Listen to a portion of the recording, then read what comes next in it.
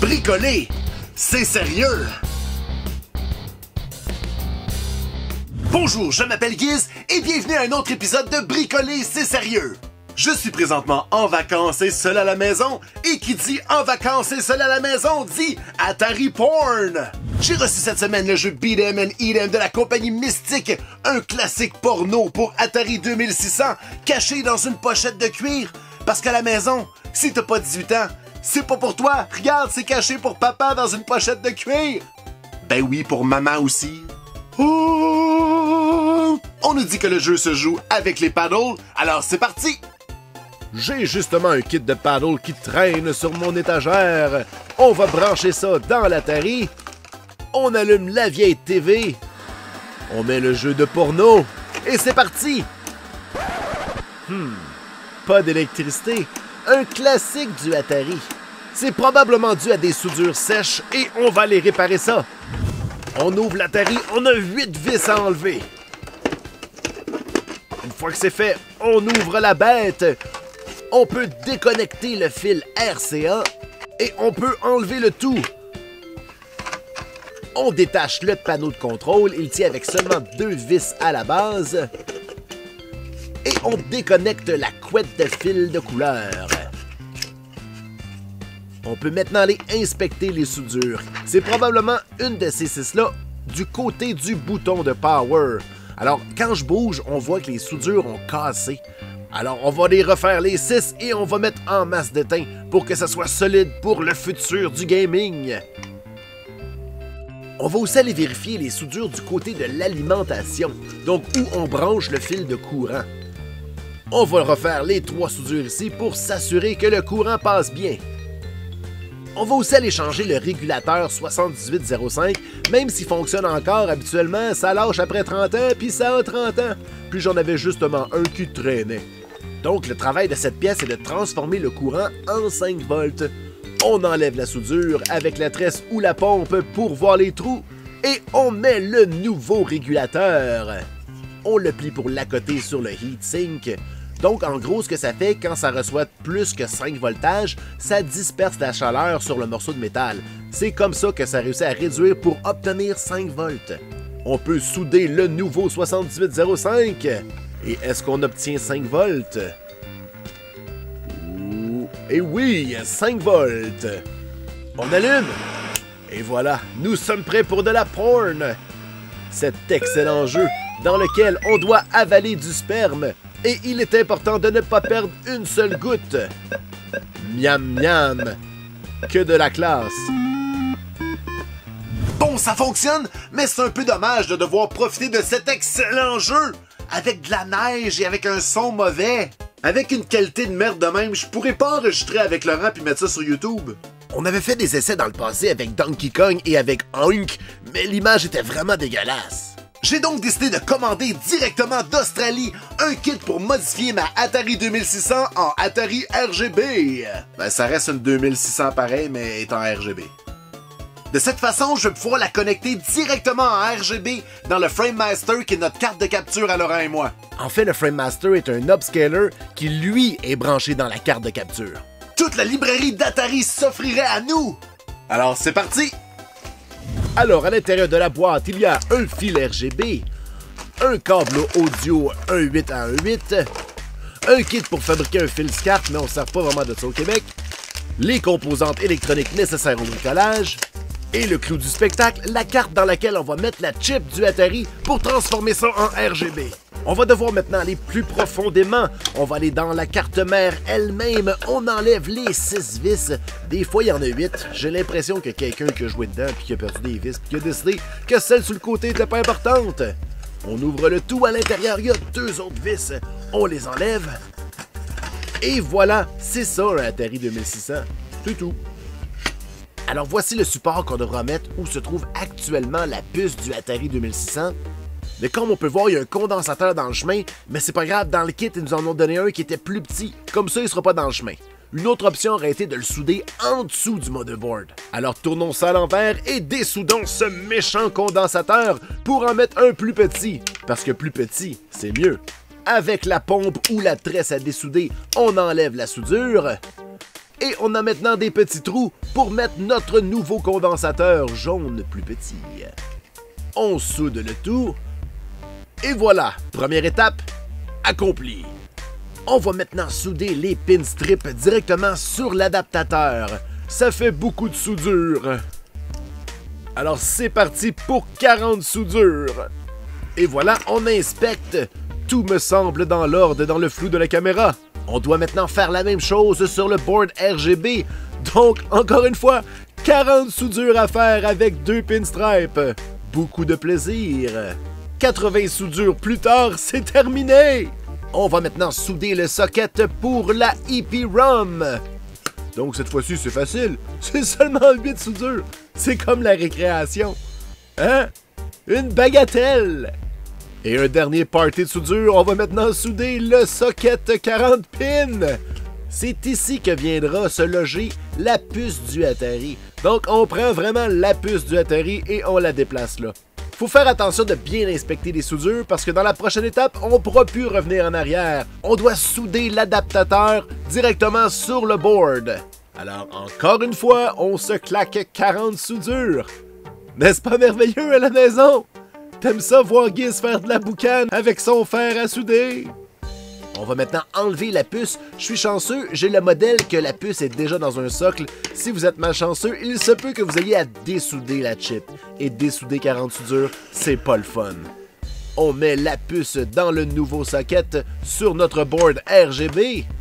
Et on peut maintenant mettre notre carte RGB directement sur la carte mère, le motherboard du Atari 2600.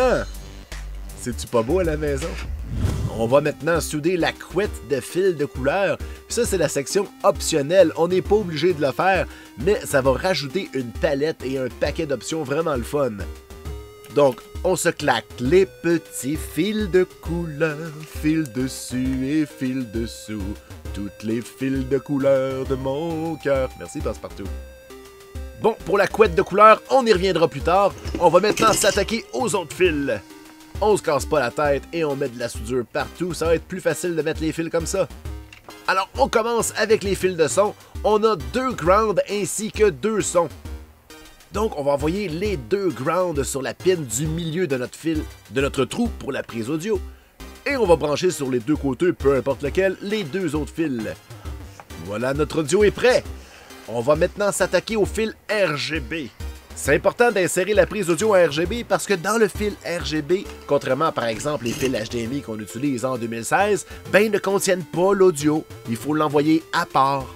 On commence par se souder un ground et ensuite on va souder les fils R, G et B. Parce que c'est aussi ça RGB, c'est des couleurs. C'est red, green and blue. Rouge, vert, bleu. Je me suis laissé avoir par l'évidence, le prochain fil c'est écrit V, mais il ne s'agit pas du V. Le V est le fil vidéo. Pour la prise composite, il faut en fait aller chercher le C5 dièse sur le board. Et le 5 volts, ben, c'est le 5 volts, le dernier à droite. Au cas où vous auriez cligné des yeux, voici le diagramme de tous les fils. Mais vous inquiétez pas, il est disponible sur le site si jamais vous achetez le kit. Voilà, c'est complété, on a toutes nos prises RGB. On peut maintenant s'attaquer à la prise S-Vidéo.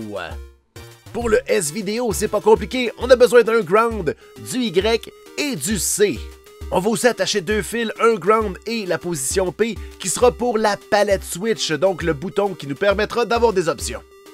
On va maintenant reprendre la petite couette de couleur et aller souder aux bons endroits. Voici donc le diagramme de où vont les fils par rapport au Atari 2600 sur le motherboard. On soude ça tranquillement. On essaie de pas faire de short parce que c'est le même endroit que les contrôles de la manette. Donc si votre manette fonctionne pas après, ben vous allez savoir où regarder. Vous avez probablement fusionné 2 soudures. On prend notre grosse couette de fil. Et maintenant, on en fait un gros paquet. Je me suis rendu compte que le calibre de fil que j'ai utilisé était beaucoup trop gros. Donc, j'ai décidé de passer tout le fil en dessous du lecteur de cassette. Parce que sinon, ben, j'arrivais pas à le fermer. Donc, j'ai dû dessouder ma prise audio, mais le reste, j'ai réussi à le passer tranquille. On peut donc refermer le tout et le mettre dans le gros case de métal. Et on remet les 2 vis pour faire tenir le motherboard. On ferme le tout et on remet les 6 vis en arrière. J'avais changé le régulateur pour faire fonctionner l'Atari au début, mais ils en fournissaient un nouveau dedans. Avoir su, je ne l'aurais pas remplacé tout de suite. Donc on enlève la nouvelle pièce, on enlève la soudure, et on va placer le nouveau régulateur qui était fourni dans le kit, qui est plus adapté aux besoins d'aujourd'hui. On soude le tout, les 3 petites pattes, la patte du ground, la patte du 5 volts, et voilà. T'aimes ça quand Giz fait de la boucane? On retourne à l'arrière et on fait les 3 autres soudures et c'est tigidou! On ajoute le gros condensateur. Évidemment, la patte négative va sur le milieu du régulateur et on peut remettre le tout à l'intérieur de son case.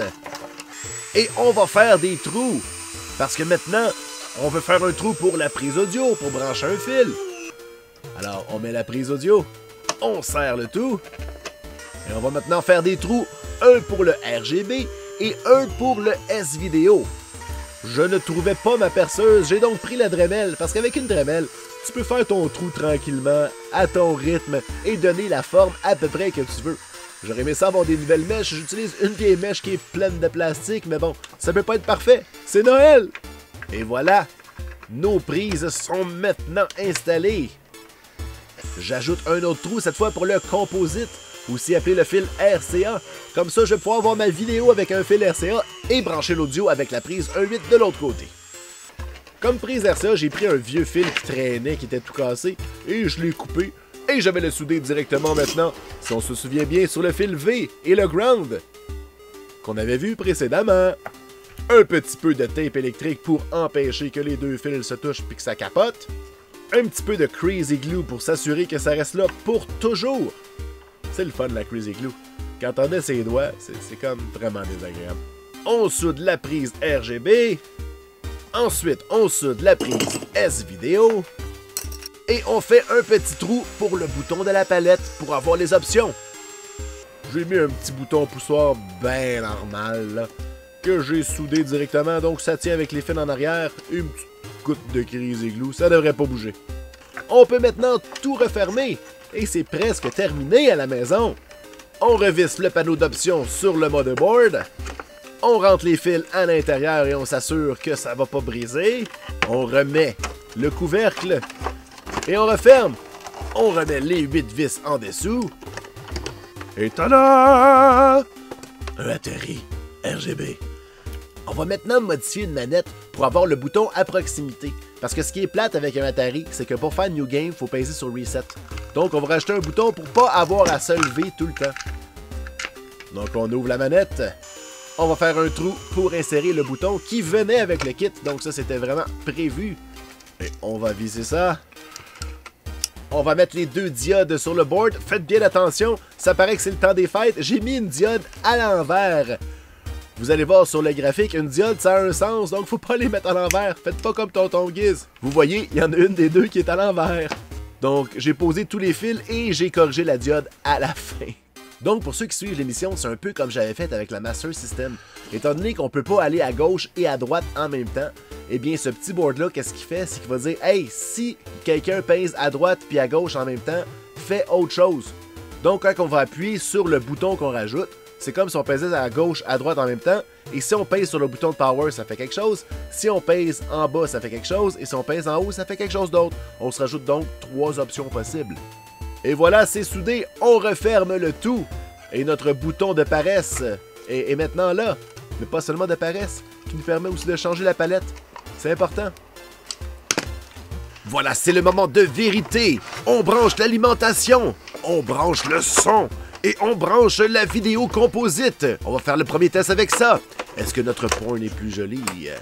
Eh oui, c'est pas mal plus beau. On peut mieux apprécier ces pixels blancs qui tombent tels que neige en hiver. On a aussi les nouvelles options. Quand on appuie sur Fire en même temps que le bouton, c'est comme Select. Quand on fait par en haut et le bouton, on change la palette. Et quand on fait par en bas et le nouveau bouton, ça fait Reset. Le bouton qu'on a ajouté à l'arrière est aussi pour la palette, mais quand on appuie longtemps dessus, il occupe d'autres fonctions. C'est en le mettant dans la carte de capture qu'on voit à quel point c'est joli. Le RF, c'est brouillon, ça griche. Composite, ça commence à être pas pire. RGB, c'est magnifique, on voit vraiment le découpage des pixels. Je n'avais malheureusement pas de fil S-Vidéo, donc je ne peux pas montrer la différence, mais habituellement S-Vidéo et Composite, c'est très comparable. Alors voilà, la Atari est maintenant en RGB. C'est beaucoup plus beau et ça va permettre à moi et Laurent de nous attaquer aux grands classiques de Atari, comme E.T. Alors encore une fois, j'ai pas vraiment de mérite parce que tout ce que j'ai fait, c'est suivre à la lettre les instructions du kit que j'ai acheté. Si jamais vous voulez vous aussi vous lancer dans l'aventure, j'ai laissé le lien dans la description. Je sais encore une fois que c'était très technique et qu'il y avait beaucoup de soudure, mais j'espère que ça vous a quand même plu. Si c'est le cas, n'oubliez pas de mettre un pouce et de partager la vidéo. Et on se revoit avec Laurent en 2017.